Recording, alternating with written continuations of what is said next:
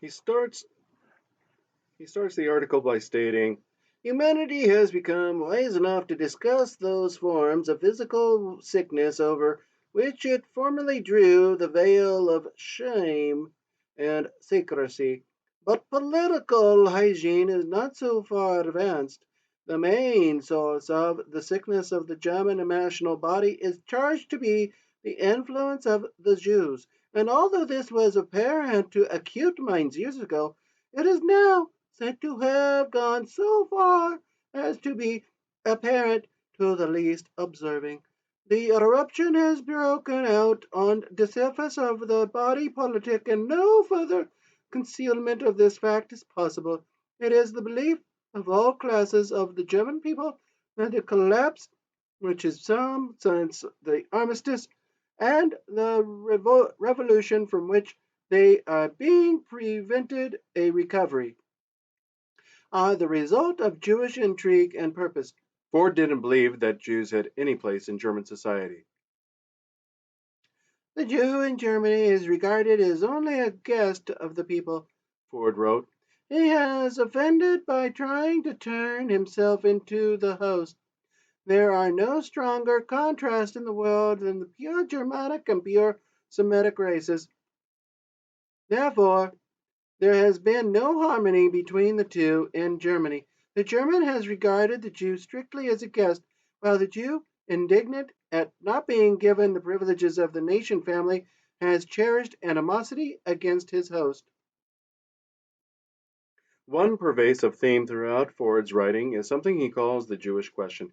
He discusses in depth his feeling that Jews weren't being discriminated against or singled out due to their religion, but rather due to their attitude of inclusiveness involved in Jewish culture and various attributes that he considers a part of their genetic makeup as an ethnicity.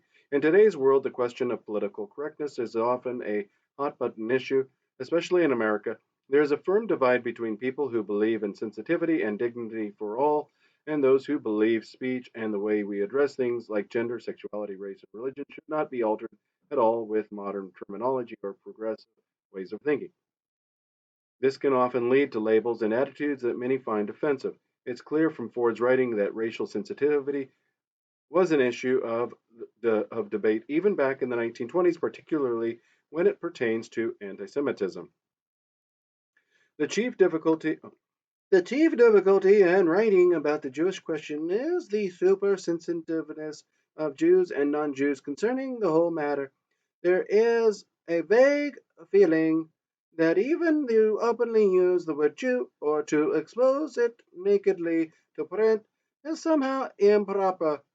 Polite evasions like Hebrew and Semite, both of which are subject to the criticism of inaccuracy, are timidly essayed, and people pick their way gingerly as if the whole subject were forbidden, until some courageous Jewish thinker comes straight out with the good old word Jew, and then the constraint is relieved and the air cleared. There is extreme sensitiveness about the public discussion of the Jewish question on the part of the Gentiles. The Jew still remains the enigma of the world. Ford was increasingly obsessed with his conspiracy theories. He was convinced that the Jewish question comes down to the power and control that he claims the Jews were seeking around the world. Is there a Jewish question in Russia?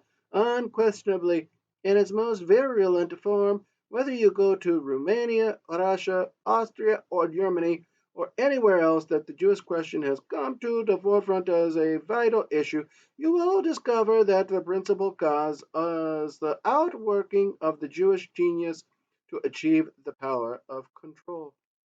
Ford goes on to describe his view of the Jewish people. The Jew is the world's enigma. Poor in his masses, yet he controls the world's finances.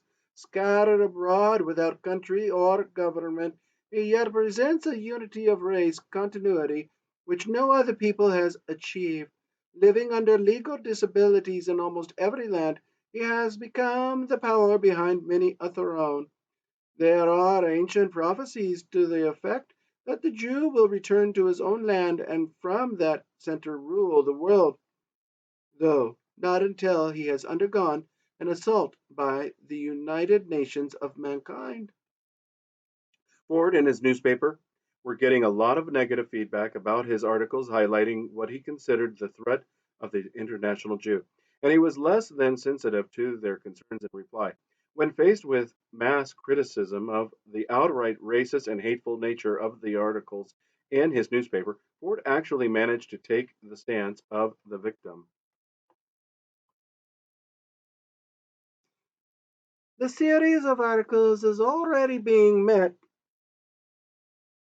by an organized barrage by mail and wire and voice, every single item of which carries the wail of persecution. One would think that a heartless and horrible attack were being made on a most pitiable and helpless people. And until one looks at the letterheads of the magnates who write, and at the financial ratings of those who protest, and at the membership of the organizations whose responsible heads hysterically demand retraction, and always in the background there is the threat of boycott, a threat which has practically sealed up the columns of every publication in America against even the mildest discussion of the Jewish question. The Jewish question in America cannot be concealed forever by threats against publications, nor by the propagandist publication of matter extremely and invariably favorable to everything Jewish. It is here, and it cannot be twisted into something else by the adroit use of propaganda, nor can it be forever silenced by threats. The Jews of the United States can best serve themselves and their fellow Jews all over the world by letting drop their far too ready cry of anti Semitism. Henry Ford, the ignorant anarchist. It could be assumed that Henry Ford was a brilliant man because of the immense impact that his business had on the world, but to do so would be getting ahead of ourselves. Ford was cunning, ruthless, driven, and certainly inventive. It's not uncommon for someone to be highly gifted in an area of life and ignorant in many others. Henry Ford was an undereducated farm boy, and a lot of his ideas about society and the world may have been skewed by this fact. Evidence of Henry Ford's lack of comprehension came to light in 1919 when he sued the Chicago Tribune for libel. The that Ford made for his workforce and the immense self promoting marketing campaign he embarked on certainly worked wonders on his public image. Henry Ford was used to being the darling of most columnists and writers, so much so that he couldn't deal well with anything but being unconditionally beloved. When Henry Ford opposed American military action in Mexico, he began to find criticism in the pages of the Chicago Tribune. The Tribune was in support of drafting men into the National Guard, even vowing to hold jobs for anyone called to duty, while the pacifist Henry Ford refused to do so. An article with the headline, Henry Ford is an anarchist, called Ford an ignorant idealist and an anarchist enemy of the nation. This accusations infuriated Ford, and he decided to fight back in court. Ford took the Chicago Tribune to court seeking $1 million in damages. The trial began in the summer of 1919 and took 14 weeks to present each side. It was during this trial that the ignorance and weak character of Henry Ford became evident. One observer, author John Tebble, reflected on Ford's testimony. He was virtually illiterate, obviously, and his philosophy was unashamedly out of the cracker barrel. This was a very telling insult to Ford's intelligence.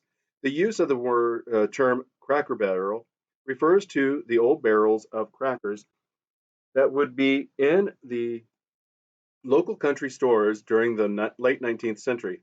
The stereotype is that the plain and simple country folk would gather there to talk, much like the water cooler is used as a reference today.